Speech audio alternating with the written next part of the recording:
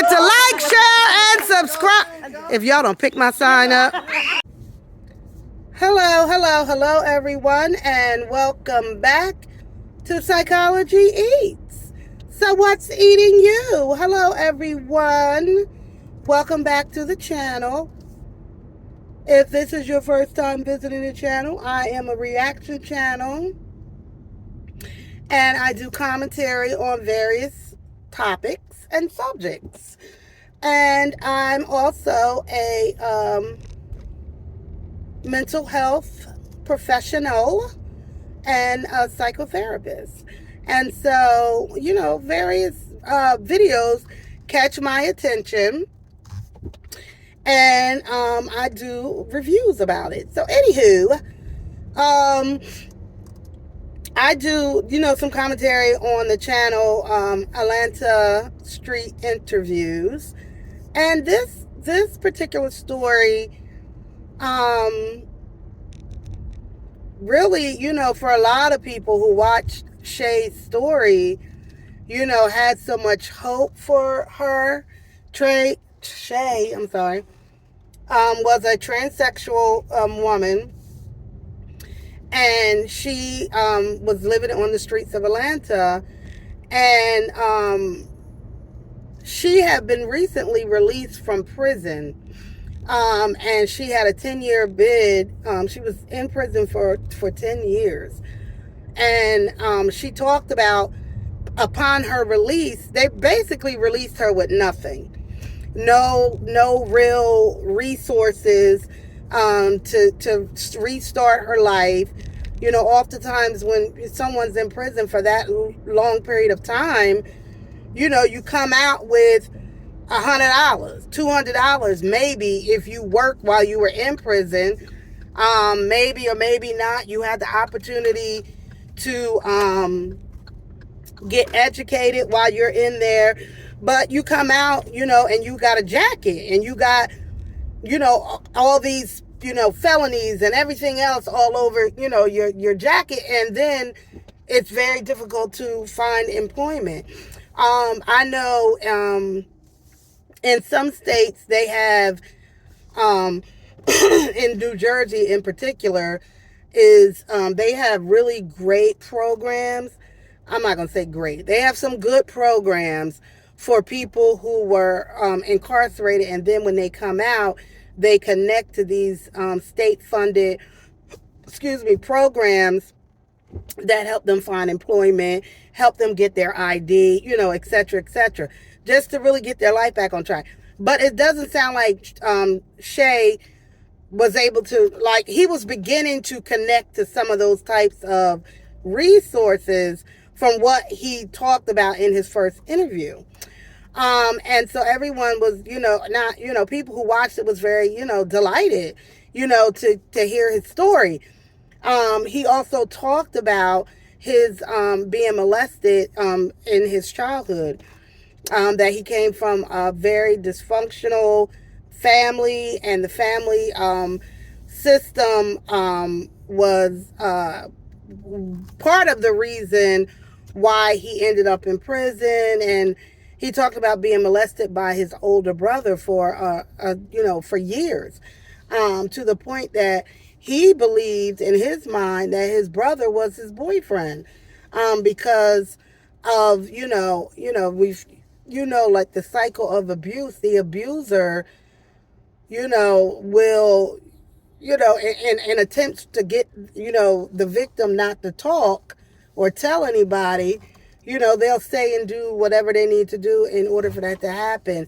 And being a young kid, you would interpret that however you interpret it, to really just to survive the abuse. And so basically it sounds like that's what he did. He did what he needed to do to survive the abuse that he was going through as a kid. And so anyway, so he told us that story on the channel. And also it sounds like when he got out, he connected with somebody, and it sounds like he was being being like sex slave, like a sex traffic. Say the word trafficked. I'm sorry, y'all. So he was part of being self trap girl, sex traffic.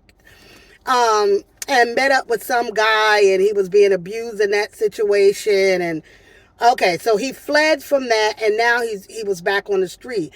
So the way that the witness told Marcus, the channel guy, that basically somebody had donated some potato chips, and somehow it led into an argument between Shae and, with Shae being in prison, I'm sure he had to fight, probably every day, unless he had, a husband in there that protected him. Unless he had a husband in the prison that protected him. Being a gay man in an all-male prison is, rape, R word, R word every day, unless you have a husband, who's going to protect you from that. And so anyway, what happened was, they got Shae and this other alleged, probably homeless man, got into an argument about these potato chips, and Shae, they were fighting, and this other person took out a gun and shot Shae multiple times and killed him. And as a result, he died. And it's like you look at some people's life and say, like, how much more? Like, this kid was born into a dysfunctional family, traumatized, sexually abused, probably had a lot of anger issues, went to prison for most of his 20s or whatever, that 17, I think he went to prison, like, and then murdered on the streets of Atlanta for over a bag of potato chips. Like, this is where we know what we have to prevent. It's the prevention. It's making sure that, kids are in safe environments, making sure that kids have an outlet or someone to talk to and share and say, like, this is happening to me. If we know kids, if there's been abuse in the family, put services in there to try to break these cycles of sexual, mental, and physical abuse against children. And have services available to people when they get out of prison.